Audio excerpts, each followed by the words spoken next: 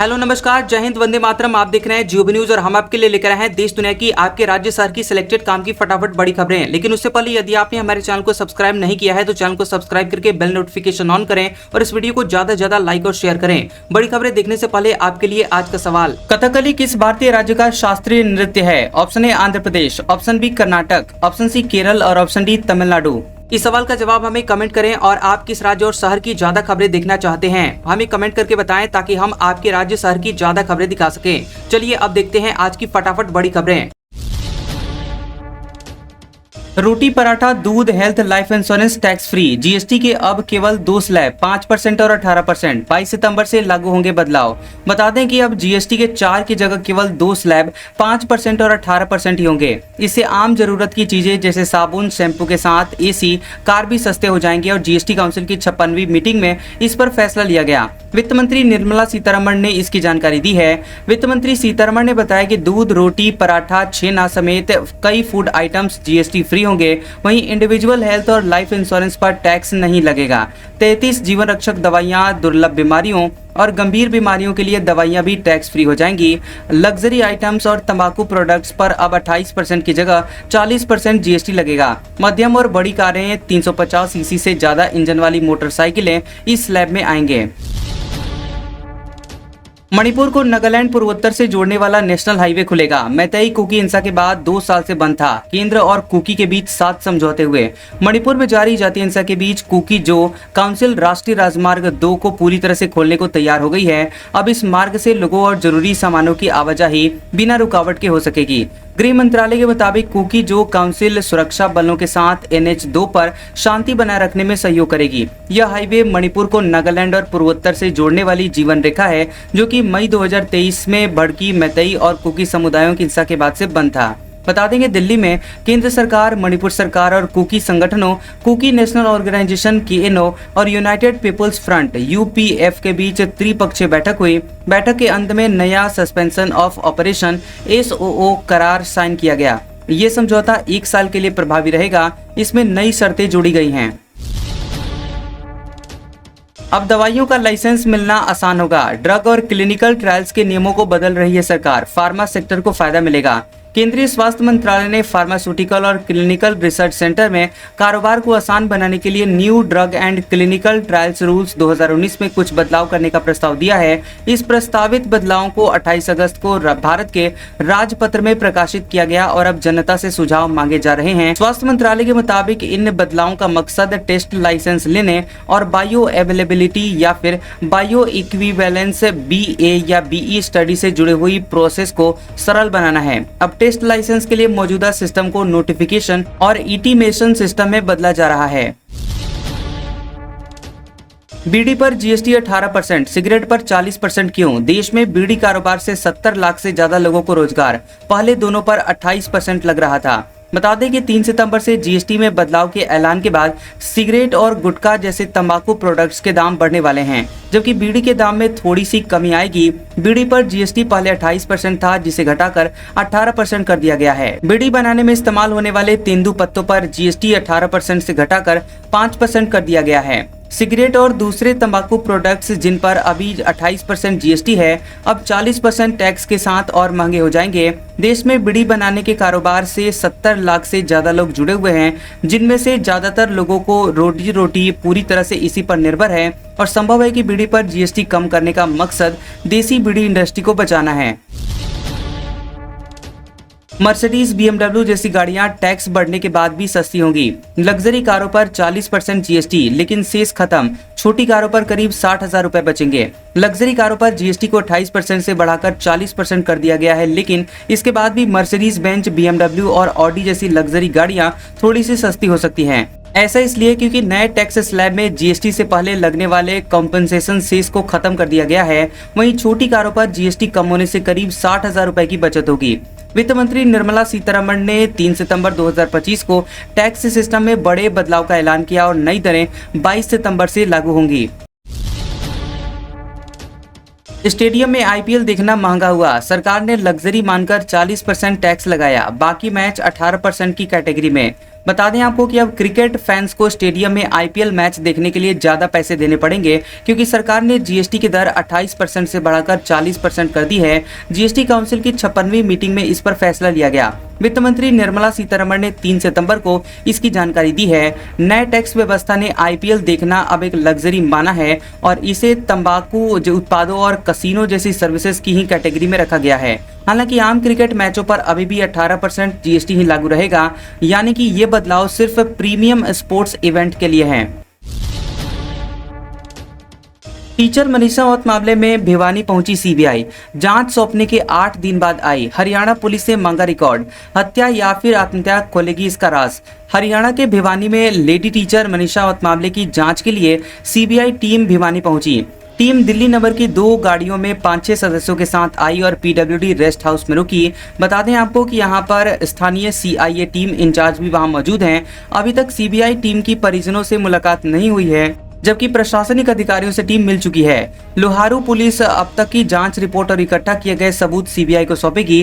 Team ने case से जुड़ा हुआ पूरा रिकॉर्ड मांगा है। चंडीगढ़ में अब सभी पावर एडमिनिस्ट्रेटर के पास पंजाब हरियाणा की भूमिका होगी कमजोर। यूपी ने बदले सर्विस रूल, विवाद की संभावना। चंडीगढ़ प्रशासन ने बड़ा कदम उठाते हुए नया सर्विस रूल लागू कर दिया है और इसके तहत अब ग्रुप ए, बी और सी कर्मचारियों की भर्ती, सेवा नियमों में बदलाव और अधिकारियों की डिप्यूटेशन पर नियुक्ति जैसे सभी फैसले केवल एडमिनिस्ट्रेटर की मंजूरी से ही होंगे। नोटिफिकेशन के बाद साफ हो गया है कि अब किसी भी अफसर की पोस्टिंग सीधे एडमिनिस्ट्रेटर तय करेंगे और राज्य सरकारों की भूमिका काफी हद तक सीमित हो जाएगी। चंडीगढ़ प्रशासन का ये नया आदेश राजनीति और प्रशासनिक विवाद को जन्म दे सकता है। केंद्र सरकार इसे पारदर्शिता और प्रशासनिक मजबूती का कदम बताएगी, वहीं पंजाब की पार्टियां इसे अपने अधिकारों पर हमला बताकर मुद्दा बना सकती हैं। हरियाणा भी अपने हित साधने की कोशिश करेगा। हिमाचल ने केंद्र सरकार से रेस्क्यू को मांगे 5 हेलीकॉप्टर। भरमौर में फंसे 700 श्रद्धालु, 4 के शव कुगती में, इन्हें लाने को विशेष टीम गठित। हिमाचल प्रदेश के चंबा में मणिमहेश यात्रा पर निकले 4 श्रद्धालुओं की डेड बॉडी कुगती ट्रैक पर फंसी हुई है और इन्हें निकालने के लिए राजस्व मंत्री जगत सिंह नेगी ने डीएसपी खजाना राम की नेतृत्व में एक विशेष टीम गठित की है और इस दल में पुलिस, होमगार्ड, माउंटेनियरिंग दल और स्थानीय लोगों को शामिल किया गया है। स्थानीय प्रशासन 4 दिन से इन शवों को भरमौर तक लाने की कोशिश कर रहा है, मगर निरंतर हो रही बारिश और खराब मौसम इसमें बाधा उत्पन्न कर रही है। वहीं भरमौर में अभी भी लगभग 700 मणिमहेश श्रद्धालु फंसे हुए हैं और राज्य सरकार ने इन्हें निकालने के लिए एयरफोर्स से 5 से 6 हेलीकॉप्टर मांगे हैं। हेलीकॉप्टर मिलने के बाद मणिमहेश में फंसे हुए यात्रियों को प्राथमिकता के आधार पर निकाला जाएगा। सुप्रीम कोर्ट ने पुष्पा स्टाइल में बही लकड़ियों का संज्ञान लिया। हिमाचल सरकार को नोटिस, मंत्री ने सीएम के फॉरेस्ट डिपार्टमेंट की कार्यप्रणाली पर सवाल उठाए। सुप्रीम कोर्ट ने हिमाचल प्रदेश समेत पंजाब, उत्तराखंड, जम्मू कश्मीर में बाढ़ जैसे हालात पर चिंता जाहिर की। एक याचिका की सुनवाई करते हुए मुख्य न्यायाधीश BR गवई की पीठ ने कहा कि प्रथम दृष्टया ऐसा लग रहा है कि पेड़ों की अवैध कटाई हुई है। मीडिया में दिखाया गया कि किस प्रकार लकड़ियां बहकर आई, ये एक गंभीर विषय है। सुप्रीम कोर्ट ने हिमाचल समेत पंजाब, उत्तराखंड और जम्मू कश्मीर को भी नोटिस जारी कर 3 सप्ताह के भीतर जवाब मांगा है। अब राज्य सरकार को अगली सुनवाई में इसका जवाब देना होगा। और इस बीच हिमाचल के उद्योग मंत्री हर्षवर्धन चौहान ने IFS अधिकारियों और मुख्यमंत्री के वन विभाग की कार्यप्रणाली पर गंभीर सवाल खड़े किए हैं। कृषि मंत्री शिवराज सिंह चौहान पंजाब बाढ़ में कमर तक पानी में उतरे, किसानों से फसलों का हाल जान रहे। बोले 2 केंद्रीय टीमें नुकसान का आकलन कर रही। बता दें कि बारिश और बाढ़ से बिगड़े हालात का जायजा लेने के लिए केंद्रीय कृषि मंत्री शिवराज सिंह चौहान पंजाब के दौरे पर हैं। अमृतसर में प्रेस कॉन्फ्रेंस के बाद केंद्रीय मंत्री बाढ़ प्रभावित क्षेत्र अजनाला पहुंचे। यहां पर वह किसानों से मिले। किसानों ने उन्हें खराब हुई फसलों के बारे में बताया। उनके साथ कांग्रेस सांसद गुरजीत औजला और बीजेपी जनरल सेक्रेटरी तरुण चुग मौजूद रहे। इसके बाद केंद्रीय मंत्री डेरा बाबा नानक एरिया में पहुंचे। इस दौरान वह ट्रैक्टर में सवार थे और ट्रैक्टर पंजाब भाजपा प्रधान सुनील जाखड़ चला रहे थे। यहाँ केंद्रीय मंत्री ने बाढ़ के पानी में उतरकर लोगों से बात की। कांग्रेस विधायक अरुणा चौधरी ने कहा कि हर साल इन इलाकों में बाढ़ आती है। 3 महीने के लिए इन इलाकों के लोगों को अस्थायी पुल हटा दिया जाता है, वहां पर आने जाने का कोई रास्ता रह जाता है। और सन्नी देओल ने 1 करोड़ के करीब पैसा भेजा था, लेकिन पुल नहीं बन पाया। दिग्विजय बोले मोदी ने मां के देहांत पर मुंडन नहीं करवाया। राजगढ़ में कहा वे खुद गालियां देते हैं, ध्यान भटकाने के लिए गालियों पर चर्चा कर रहे। मध्य प्रदेश के पूर्व मुख्यमंत्री और राज्यसभा सांसद दिग्विजय सिंह ने प्रधानमंत्री नरेंद्र मोदी को लेकर कहा कि खुद को सनातनी कहने वाले मोदी जी ने अपनी मां के देहांत पर मुंडन तक नहीं करवाया। वहीं दिग्विजय सिंह राजगढ़ पहुंचे थे और जहां मीडिया से चर्चा के दौरान उन्होंने कहा कि नरेंद्र मोदी जी, आपने कितनी सेवा की अपनी माताजी की। आप अपने आप को सनातनी हिंदू कहते हैं, लेकिन जब आपकी माताजी का देहांत हुआ तब आपने मुंडन नहीं करवाया। फिर आप दूसरों को सेवा और संस्कार का पाठ कैसे पढ़ा सकते हैं। दरअसल दिग्विजय सिंह बिहार के दरभंगा में कांग्रेस के मंच से पीएम मोदी को गाली दिए जाने के सवाल पर बोल रहे थे। उन्होंने कहा कि गाली किसने दी, क्या कांग्रेस के किसी वर्कर या नेता ने दी? मोदी जी खुद गालियां देते हैं। सोनिया गांधी और राहुल गांधी को उन्होंने क्या क्या नहीं कहा। महाराष्ट्र में मराठा आरक्षण पर टकराव, ओबीसी कुणबी सर्टिफिकेट देने के खिलाफ नेताओं ने सरकारी प्रस्ताव की प्रतियां फाड़ी। बता दें कि महाराष्ट्र में मराठा आरक्षण को लेकर नया टकराव सामने आ गया है। ओबीसी संगठन के सदस्यों ने यहां ठाणे जिला कलेक्टर कार्यालय के बाहर सरकारी प्रस्ताव की प्रतियां फाड़ी और भाजपा के नेतृत्व वाली महायुति सरकार पर अन्याय करने का आरोप लगाते हुए नारे लगाए। इससे पहले सरकार ने मराठा आंदोलनकारी मनोज जरांगे की 8 में से 6 मांगे मान ली और मराठाओं को मराठा कुणबी जाति प्रमाण पत्र देने का निर्णय लिया गया और इससे मराठा समुदाय को ओबीसी कोटे में आरक्षण का लाभ मिल सकेगा। जरांगे ने आजाद मैदान में बुधवार को अपना अनशन खत्म करने के बाद कहा था कि अब मराठवाड़ा और पश्चिम महाराष्ट्र के मराठा समुदाय को आरक्षण मिलेगा।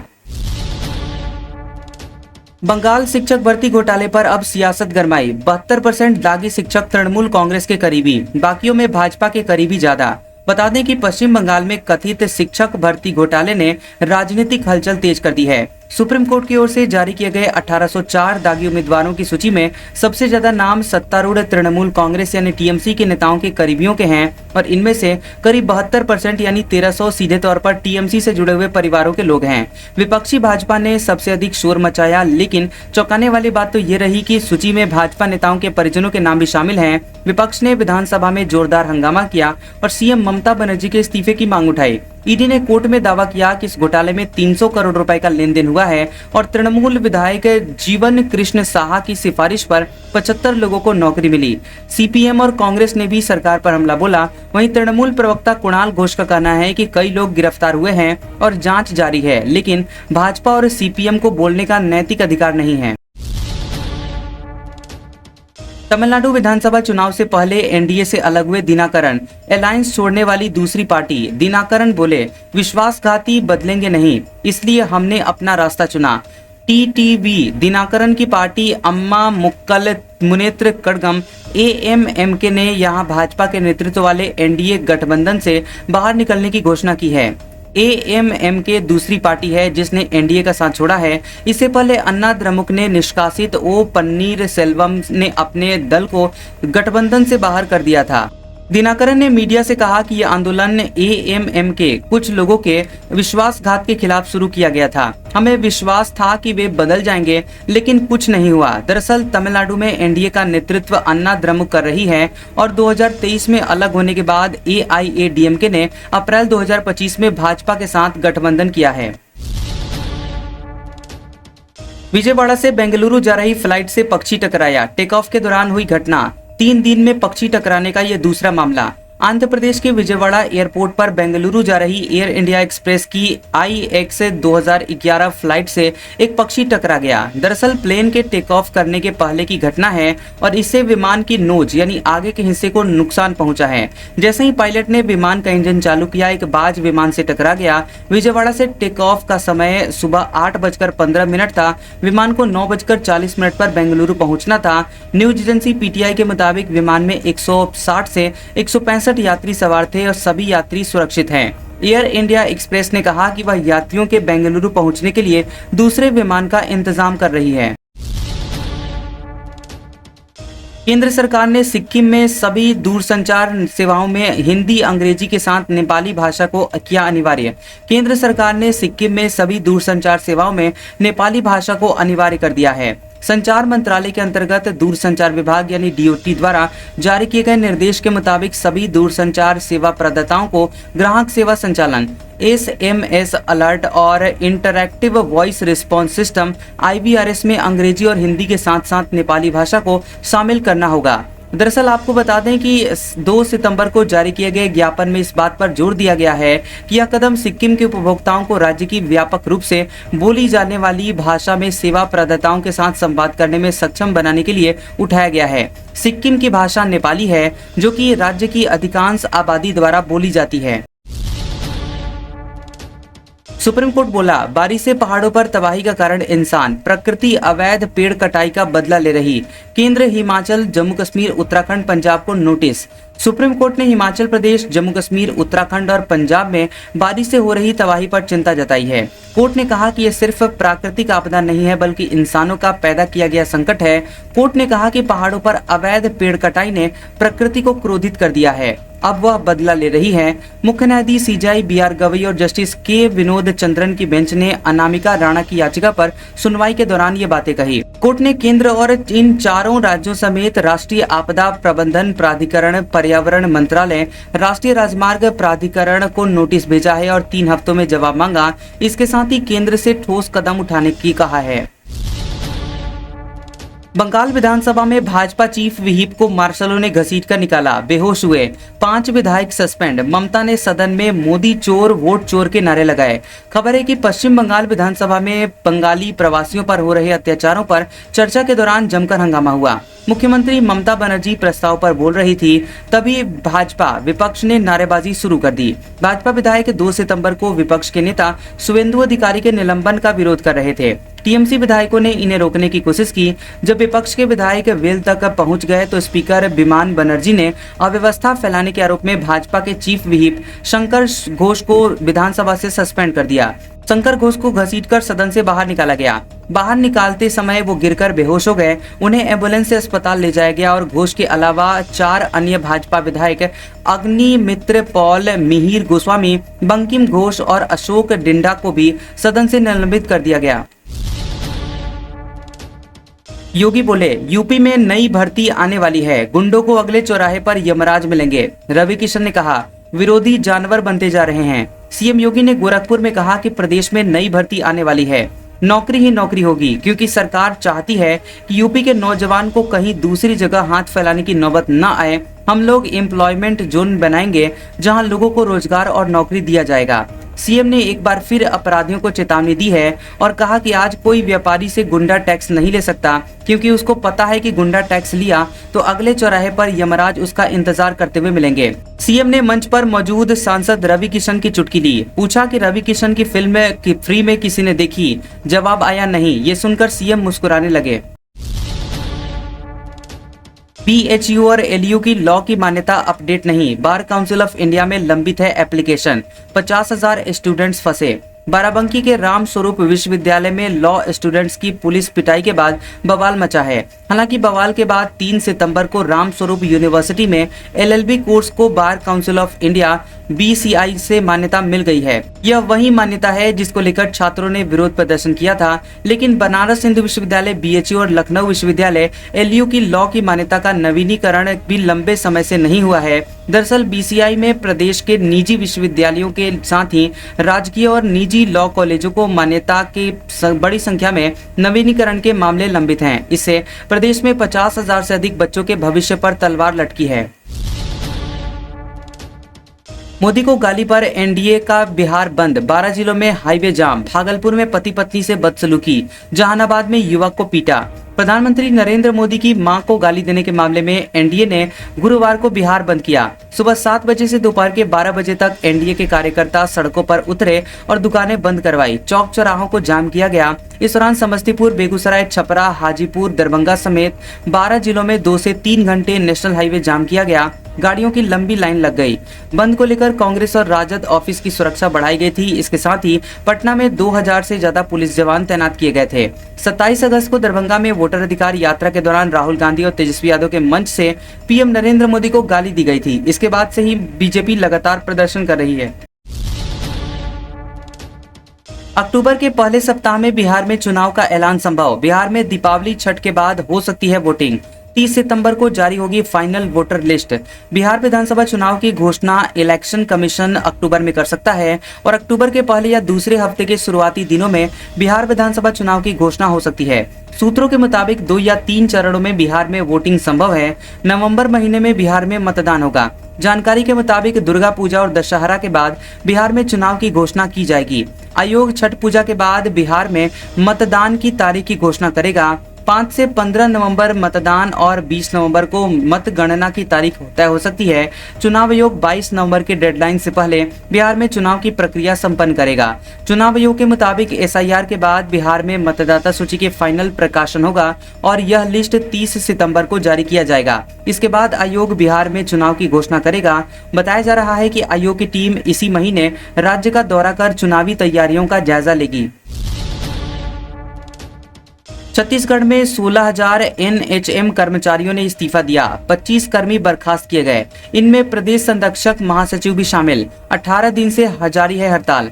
छत्तीसगढ़ के 16,000 संविदा एनएचएम कर्मचारियों ने सामूहिक इस्तीफा दे दिया है। रायपुर जिला एनएचएम संघ के संगठन मंत्री अमन दास ने इसकी पुष्टि की है। हालांकि सीएमएचओ डॉक्टर मिथिलेश चौधरी ने कहा कि ज्ञापन लिया गया है लेकिन स्वीकार नहीं किया गया है। इसके अलावा दुर्ग में भी 850 एनएचएम कर्मचारियों ने सामूहिक इस्तीफा दिया। बता दें कि छत्तीसगढ़ में एनएचएम संविदा कर्मचारियों की हड़ताल 18 दिन से जारी है। अब स्वास्थ्य विभाग की चेतावनी के बाद एक्शन शुरू हो गया है। वहीं बुधवार को 25 कर्मचारियों को बर्खास्त कर दिया गया और इसमें एनएचएम संविदा कर्मचारी संगठन के प्रदेश संरक्षक हेमंत सिन्हा और महासचिव कौशलेश तिवारी भी शामिल हैं। महिलाओं की सेफ्टी के लिए कैब में लगेगा कैमरा, बाइक में भी होगा पैनिक बटन। जयपुर पुलिस और एनजीओ मिलकर कर रही है काम। जयपुर में कैब और बाइक पर महिलाओं के साथ होने वाली छेड़छाड़ और अन्य घटनाओं को लेकर जयपुर पुलिस ने एक बड़ा कदम उठाया है। बता दें कि अब शहर में चलने वाली कैब में डैश कैम यानी छोटा कैमरा और बाइक पर एक पैनिक बटन लगाने का काम किया जा रहा है। इस पैनिक बटन को राज कॉर्प ऐप से जोड़ा जाएगा और ओला और उबर जैसी अन्य कंपनियों की चलने वाली सभी गाड़ियों में पैनिक बटन लगाना शुरू किया जाएगा। वहीं जयपुर पुलिस ने ये काम एनजीओ की मदद से कर रही है। Jaipur police commissioner Biju George Joseph ने बताया कि जयपुर शहर में चलने वाली कैब और बाइक पर महिलाओं और बच्चियों के सुरक्षित सफर के लिए ये कदम उठाया गया है। कई बार देखा गया है कि अकेले महिला कैब और बाइक में सफर करती हैं, उनके साथ कुछ गलत होने की संभावना बनी रहती है। राजस्थान के स्कूलों में दीपावली की छुट्टियों की तारीख बदली। अब 13 से 24 अक्टूबर तक होंगे अवकाश। सेकेंड टेस्ट की डेट भी बदली। आपको बता दें कि यहाँ पर राजस्थान के सरकारी और प्राइवेट स्कूलों में दीपावली यानी मिड टर्म की छुट्टियों की तारीख में बदलाव किया गया है। दीपावली पर होने वाली छुट्टियां पहले 16 से 27 अक्टूबर तक थी, जिसे बदलकर अब 13 से 24 अक्टूबर कर दिया गया है। माध्यमिक शिक्षा निदेशक सीताराम जाट ने इसके आदेश जारी किए हैं। इसके मुताबिक शिक्षा मंत्री मदन दिलावर के आदेश पर छुट्टियों में फेरबदल किया गया है। पहले स्कूलों में मिड टर्म अवकाश 16 से 24 अक्टूबर के बीच था, लेकिन अब इसे बदल दिया गया है। छुट्टियां पहले भी 12 दिन थी और अभी 12 दिन ही होंगी। तारीख बदलकर अब 13 से 24 अक्टूबर कर दिया गया है। आज का सुविचार, किसी रिश्ते की लंबी उम्र के लिए उसमें विश्वास का होना बहुत जरूरी है। अगर किसी रिश्ते में विश्वास की कमी है तो उसका टूटना निश्चित है। कैसा लगा ये वीडियो हमें कमेंट सेक्शन में जरूर बताएं। वीडियो पसंद आया हो तो वीडियो को लाइक और शेयर करें और ऐसी इंटरेस्टिंग वीडियोस देखने के लिए हमारे चैनल जियोबी न्यूज को सब्सक्राइब करें और बेल आइकॉन को दबाएं। और हमारे ओल्ड और लेटेस्ट वीडियोस देखने के लिए हमारे प्लेलिस्ट और कम्युनिटी टैब को जरूर चेक करें। तो मिलते हैं अगले वीडियो में, तब तक के लिए आपका शुक्रिया।